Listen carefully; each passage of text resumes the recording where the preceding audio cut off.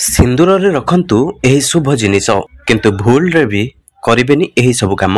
सिंदूरर महत्व गोटे हिंदू घरर नारी निहाती भाबरे जानि थाए एवं जानिबा उचित मध्य, कारण एही प्रथा स्वामी शास्त्र अनुଯାयी कहीं केते कालरू पालन करा जाउछि। सधवा नारीर प्रतीक होइथाए सिंदूर।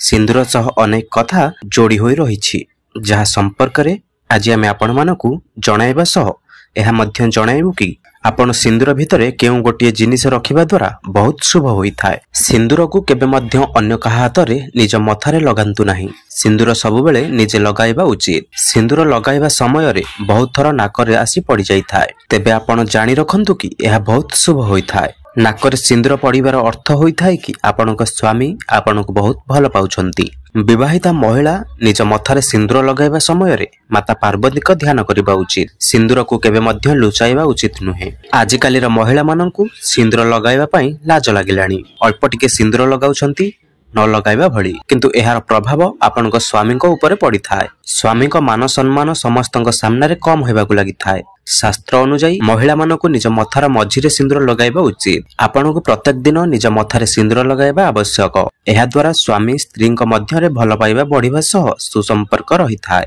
विवाहिता महिला केबे मध्य अन्य महिलांक सिंदूर आनी निज मथारे लगांतु नाही। जदि आपण एभली करंती तेबे आपणक स्वामीर भल पाइबा आपणक ठारू हटि जाई थाए। सही भले सिंदूर सब बेले निज पैसा किंबा स्वामी के पैसा रे ही किनिबा उचित। सप्ताह को थरे निहाती भाबरे स्वामी को हाथ रे सिंदूर लगांतु। आपनको आपनको सिंदूर रखुथिबा डब्बा किंबा फरुआ भितरे तंबा एवं चांदीर मुद्रा निश्चय भाबरे रखिबा उचित। एहा को बहुत शुभ माना जाए। आपण एहार पालन करिबा द्वारा आपनको माता पार्वती सह माता लक्ष्मी मध्य आशीर्वाद मिली थाए। एहा द्वारा आपनको स्वामी भाग्य चमकिबाकू लागि थाए। जय जगन्नाथ।